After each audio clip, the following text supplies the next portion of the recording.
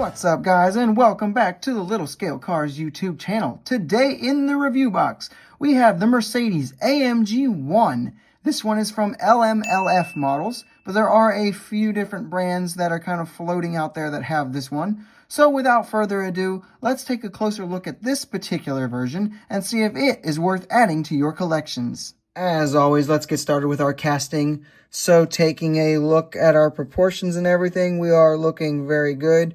We're kind of in an attack mode here with the wing up and everything. Looking pretty solid, all things considered. Go ahead and pop the real-life car up in the top right corner so you can get a little bit of a comparison shot there. Let me kind of, ta-da. Now, what do we have that's metal and plastic? We actually have quite a bit of plastic incorporated into this. So basically your main body section here, all that's painted silver, that is going to be metal. And we do have a metal base as well. So that is definitely cool. But this section up here with the matte black, that is going to be plastic. And then the whole entire engine cover is going to be plastic. In addition to the hood scoop here, the roof scoop, the shark fin, and then this rear wing back here, also plastic. And then up front here, the kind of vent sections, those are going to be plastic. And then making your way to the rear, some sections in here feel like they're plastic. These kind of louver bits, pieces of the diffuser, but not the main diffuser. I'm not totally sure on this, to be honest with you. Like this main section here could be plastic, but then it forms into the metal base here. It is actually just a little bit hard to tell. Other than that, though, we do have the plastic mirrors that you would expect. All of our body lines are going to be casted in very, very nicely. We've got these kind of, I don't really know what you'd call these, lifters or something. These are in the down position, which I have seen some people kind of complain about. Since the wing is up, that those should also be up. That I actually prefer them bent down, though, personally. You got your door lines up front here. Just overall, a very nicely detailed casting, and it looks very, very good. So for the paint and deco, we have this traditional silver arrow, kind of silver bullet, whatever you want to call it, look here with that chromish silver, which looks absolutely phenomenal. And it fades out into this like star pattern, I would guess you would call it. I don't really know, into the black section there, which looks really cool and is very reminiscent to the real life kind of show car, the presentation version, I guess, with the blue stripe down the center there, which looks really cool. There is a white variant and a black variant as well. It's a little hard to remember exactly which variants because Solo Model released like 6 different variants. And then I think it's TPC has released several variants as well. But as far as the LMLF, I think there's just 3. For our detailing, so starting up front here, we do get a Mercedes logo right there, which looks nice. We do get plastic inserts for the headlights, which look really good. And then as far as the kind of front detailing here, got meshing and everything in there that you would want to see. Got very nice little AMG decoing going on there. Looking good. Making our way down the sides here, we do have accurate wheels to the like presentation variant of the car, I guess, which look really cool. I personally really like that style of rim. Think it looks great. I don't see any brake discs or anything back there, but that could just because the style of wheel makes it hard to see what's behind there. Making our way down to the top section again, all this kind of casted in detail, not really a whole lot of painted decaling or anything there. We do get an AMG logo right there. Then when we make our way to the back here, we will get little plastic inserts for the taillight section, an exhaust tip poking out there, AMG license plating, and then the diffuser is very nicely detailed. And then this kind of like ventilation system here is actually meshed out as well, which looks very, very nice. There's just a lot of really fine details that are kind of hard to pick up on the camera, but I can assure you, detailing-wise, we look great. One thing I forgot to mention is we do get the little stickers on the mirror stalks there that give that reflective bit there. Moving into our roll test, the last LMLF models that I did was the Koenigsegg 1-1, which did sort of roll. This one, no, not at all. So those wheels are not going to freewheel on their own at all, at least not on mine. If you force them to roll, they can roll, but they're not really wanting to go on their own.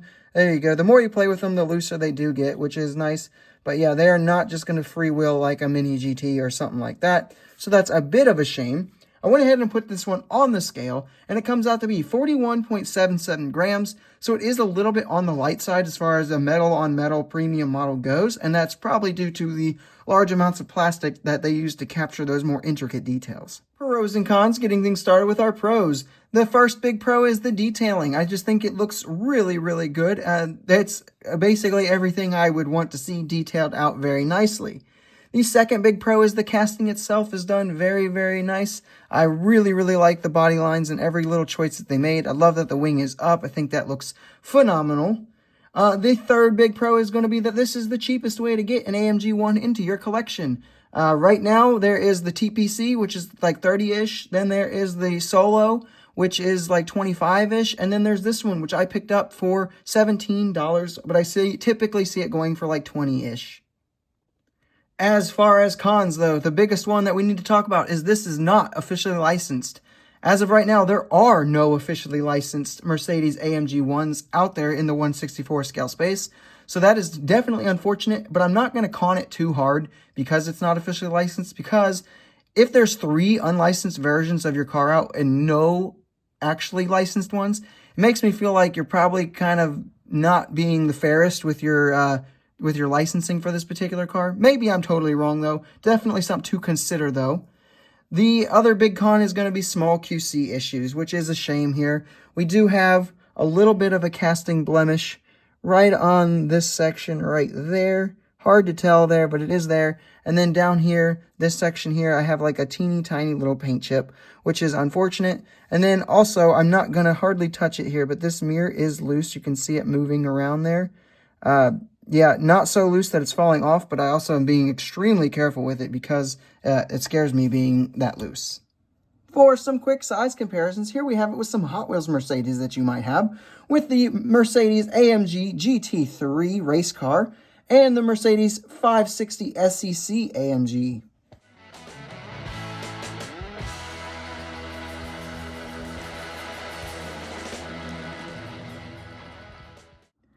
And here we have it with a few premium Mercedes that you might have, with the Tarmac Works Mercedes SLS AMG Black Series and the Tarmac Works Mercedes AMG GT Black Series.